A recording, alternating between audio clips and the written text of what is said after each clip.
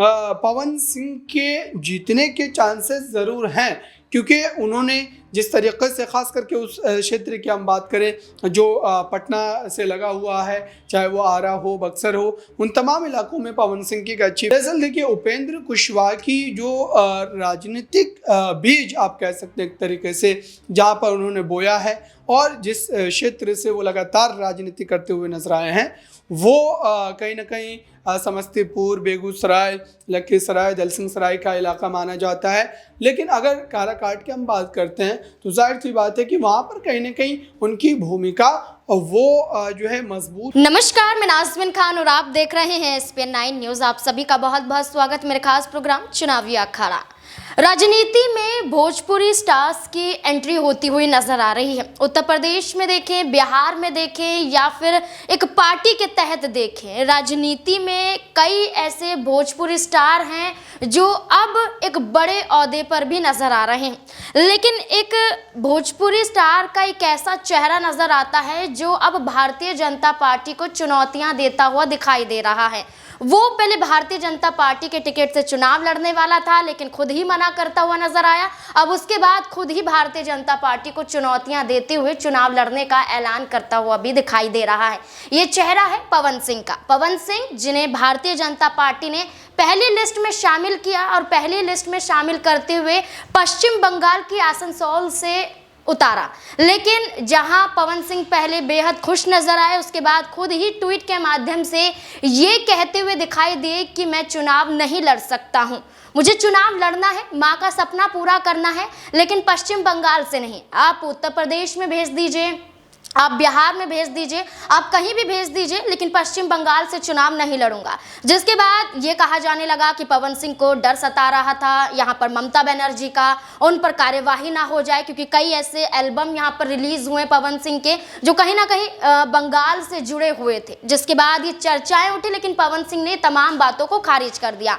लेकिन पवन सिंह एक बार फिर से उठते हुए तब नजर आए जब उन्होंने कहा कि मुझे आरा सीट से चुनाव लड़ना है, कोई भी पार्टी चलेगी। उन्होंने ये नहीं कहा कि भारतीय जनता पार्टी के टिकट से ही चुनाव लड़ूंगा, उन्होंने कहा किसी भी पार्टी में जा सकता हूं, लेकिन आरा से ही चुनाव लड़ना है। लेकिन जहां आरजेडी और जहां भारतीय जनता पार्टी ने इस सीट पर प्रत्याशी का ऐलान कर दिया, उसके बाद खुद ही यहां पर पवन सिंह हटते हुए नजर आए। लेकिन एक बार फिर से वो कह रहे हैं कि या तो मैं निर्दलीय चुनाव लड़ूंगा या किसी पार्टी के सहारे से चुनाव लड़ूंगा, लेकिन अब मैं काराकाट से चुनाव लड़ूंगा। अब काराकाट की बात करें तो जो एनडीए के समर्थक हैं, जो सहयोगी दल है, राष्ट्रीय लोक मोर्चा की बात करें, उनके अध्यक्ष उपेंद्र कुशवाहा की बात करें, उनके पास एक सीट आई है और इसी सीट पर उपेंद्र कुशवाहा काराकाट से चुनाव लड़ते हुए नजर आ रहे हैं।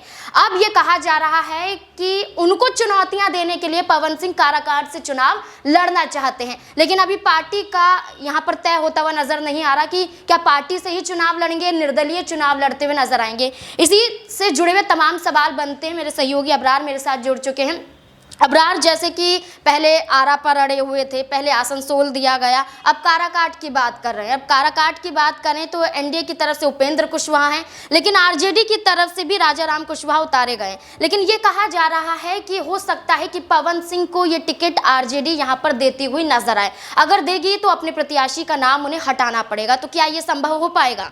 देखिए, ये सबसे बड़ी आप कह सकते हैं कि राजनीतिक मजबूरी एक तरीके से झलकती है भारतीय जनता पार्टी की, कि जिस व्यक्ति को उन्होंने पहले लिस्ट में शामिल किया, उन्हें आसनसोल से टिकट दिया और उन्होंने साफ तौर पर इस बात से इनकार कर दिया कि वो चुनाव नहीं लड़ने जा रहे हैं, तो जाहिर सी बात है कि ये कहीं ना कहीं भाजपा की मजबूरी झलकती है कि आखिरकार फिर से उन्हें क्यों टिकट दिया जा रहा है, क्योंकि बहुत सारे ऐसे चेहरे हैं भाजपा खेमे में जिनको वहाँ से चुनाव लड़ाया जा सकता है। अब आते हैं दूसरे मामले पर कि आखिरकार उपेंद्र कुशवाहा को क्या पवन सिंह चुनौती दे पाएंगे।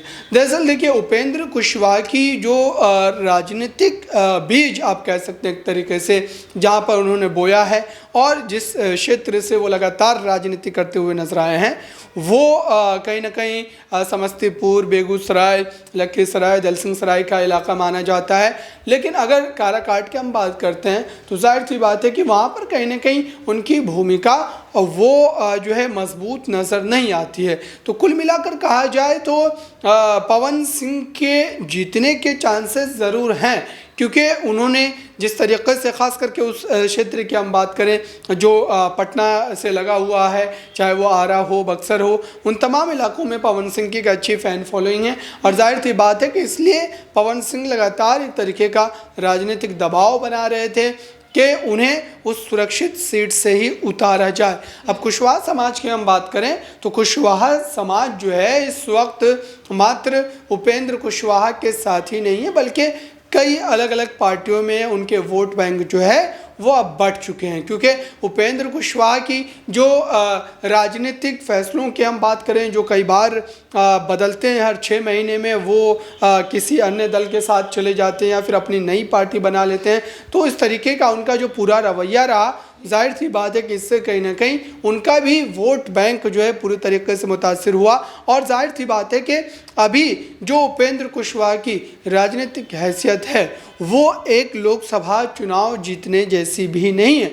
तो ऐसे में मुझे लगता है कि पवन सिंह एक कड़ी चुनौती दे सकते हैं, क्योंकि भारतीय जनता पार्टी ने लगभग उन्हें काराकाट सीट से जो है उतार दिया है। और अब इस पूरे मामले को लेकर के कार्यकर्ताओं की बात करें, पार्टी के संगठन के जो तमाम पदाधिकारी की बात करें, वो लगातार हर बूथ पर, हर प्रखंड में जाकर के कहीं ना कहीं इस बात की तैयारी कर रहे हैं। और ख़ास करके जो पवन सिंह का अपना ब्रिगेड है, जिस तरीके से वो कई जो है मामलों में जो है सोशल मीडिया का इस्तेमाल कर कहीं ना कहीं एक हवा बनाने की कोशिश करते हैं, तो जाहिर सी बात है कि वो चुनाव में भी इस बात का भरपूर फ़ायदा उठाएंगे और उसको लेकर के पूरी तरीके से तैयारी जो है वो चल रही है। यहाँ पर पवन सिंह के चुनाव लड़ने की बात तो है, लेकिन कोई पार्टी तय होती हुई नजर नहीं आ रही। ये कहा जा रहा है कि बहुजन समाज पार्टी भी यहाँ पर समर्थन दे सकती है, क्योंकि राजपूत समाज की बात करें वो तो वोट बैंक पवन सिंह को मिलता हुआ नजर आ सकता है, ब्राह्मण समाज की बात करें मिल सकता है, लेकिन मुस्लिम समाज, पिछड़े वर्ग की बात करें तो वो वोट बैंक भी काराकाट पर ज़्यादा नजर आता है। तो ये भी कहा जा रहा है कि या तो निर्दलीय या तो बीएसपी का समर्थन भी मिल सकता है। क्या बीएसपी यहाँ पर पवन सिंह को अब समर्थन करती हुई देखी जा सकती है बिहार में? देखिए, बीएसपी के समर्थन की बात वैसी है जैसे बीआरएस का गठबंधन बीएसपी के साथ उत्तर प्रदेश में हुआ। तो मुझे लगता है कि बीएसपी का अगर समर्थन होता भी है तो बीएसपी का तो जनाधार बिहार में है ही नहीं है, बीएसपी जो है कोई सीट जीत ही नहीं पाती है। तो इस तरीके के समर्थन का कोई उतना ज़्यादा औचित्य नज़र नहीं आता है। जहाँ तक बात है पवन सिंह के जीतने और हारने की, तो और उस पूरे मामले पर अगर हम ये जोड़ लें कि मुस्लिमों का वोट मिलेगा कि नहीं मिलेगा, तो पवन सिंह का व्यक्तित्व कोई राजनेता जैसा नहीं है कि उनकी कोई विचारधारा है और उस विचारधारा को लेकर के उन्होंने कोई उस तरीके की बयानबाजी की है जिस वजह से मुस्लिम समाज या फिर अन्य कोई दलित समाज की बात करें या फिर किसी और समाज की बात करें वो नाराज़ हो।